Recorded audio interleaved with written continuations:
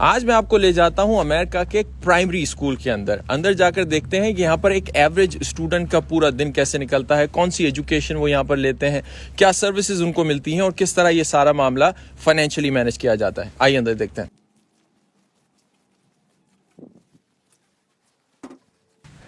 इस वक्त मेरे साथ मौजूद हैं इस स्कूल की principal doctor Aaron Detmar. Thank you very much for being with us. हम इनसे पहले इस स्कूल का पूरा टूर लेंगे और फिर जो हमारे जहन में सवालात हैं एक टिपिकल स्कूल के हवाले से वो मालूम करेंगे। Could you please walk us through and tell us what a typical day for your student looks like here? Absolutely. Welcome. I'd love to show you around. इस वीडियो को हमने सुबह सवेरे शूट किया था बच्चों के स्कूल पहुंचने से पहले, और उसकी दो वजूहात हैं। एक तो ये कि अमेरिका में जब भी आप इस तरह के स्कूल में जाकर बच्चों की वीडियोस बनाते हैं तो उससे पहले उन तमाम पेरेंट्स की, वालिदैन की परमिशन लेनी पड़ती है। और दूसरा ये कि स्कूल इंतजामिया ये नहीं चाहती थी कि इस पूरी वीडियो रिकॉर्डिंग के दौरान बच्चों की कोई डेली एक्टिविटीज या एजुकेशन है वो डिस्टर्ब हो या उन्हें किसी डिस्ट्रैक्शन का सामना करना पड़े। So this is just a typical classroom. We have students, our class sizes are anywhere between 20 to 28 children. So it varies depending on enrollment for the year. How many total students, I'm sorry, you have in this school? We have about 400. Okay. Yeah. And that's from grade kindergarten through? Through 5th. Okay. Yes. Okay. So all classrooms also are equipped with the latest technology. We have Apple TVs. So all the kids' iPads, every child also has an iPad, and the teachers have MacBooks. Right. So everybody's able to stream to the TV. We have live broadcasting available. Everything is like seamless integration. So the technology allows kids to access curriculum and materials from across the world right to their fingertips here in the classroom. And how much time do they typically spend in these classrooms every day? Sure. So in our classrooms, the children are here all day long with this teacher. So we have about a 7-hour school day. 7 hours. Okay. 7 hours of the school day. It's our school day runs 9 a.m. to 4 p.m. So where are we going next from here? Let's go check out the media center. Okay.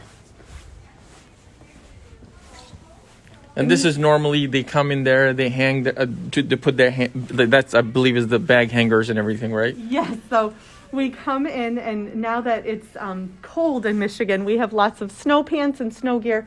So backpacks and hooks, backpacks and boots go out here, and coats go in there. So the kids bring all their gear, they unload, and their class. We don't have lockers or things along those lines. They keep all their materials right with them or in their cubbies in their classrooms. Cool. Yeah. Let's go there. All right. So this is the media center? This is our media center. Yes. You can see that it is an absolutely beautiful space to be and to learn and to get kids excited about research and investigating things. So high level view, when the kids come to the media center, what do they do here? The goal of the media center is to get kids into books, understanding what it is that they love to read.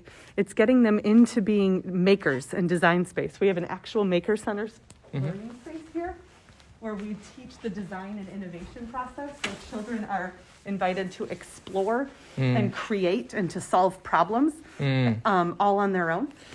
So this is their, if I'm not wrong, this is their science, design, art, everything that they can build from whatever tools you have available. So it's kind of building their ground to be like maybe engineers, scientists, or artists or whatever. Yes, absolutely. It's the design iteration process. So there's coding involved. There's problem solving. She'll pose a question, and the kids have, right now they're in a unit where they're using Legos to build representations and diagrams of what it might become of a problem that she's posed. She also focuses a lot on career education. So exposing children to the different possibilities of what might be as they grow up and enter the workforce. Cool. All right, where are we going next? Let's go check out the cafeteria. Oh, nice. So we are in the cafeteria. This is our space where the children eat lunch every day. They have 20 minutes to eat, and then they go outside and play for 20 minutes. And is the lunch provided by the school, or what are the options? So parents have a choice. We do offer a lunch, and this year, because of the pandemic, lunches are offered free to families. In the past, though, it has been a small fee for that. But parents can also pack a lunch, and kids can bring a lunch from home, whatever's convenient for the family. Cool, nice. And I see you got all the flags of different countries in there too.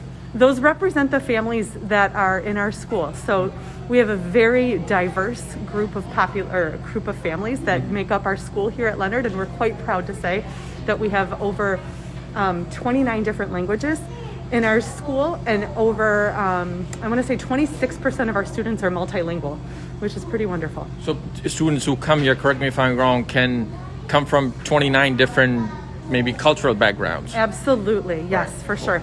And we do have a wonderful English language development program for students who are new to the country and are just learning English. Where are we going next? Let's go check out the gym. Okay.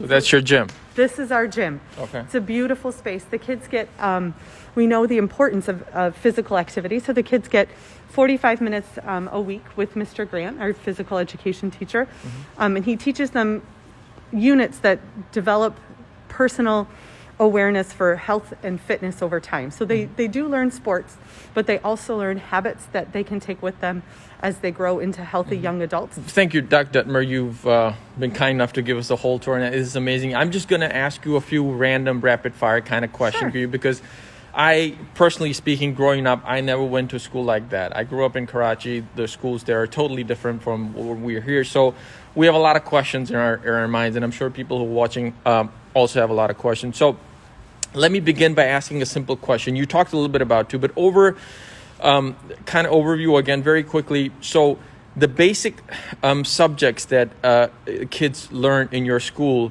are?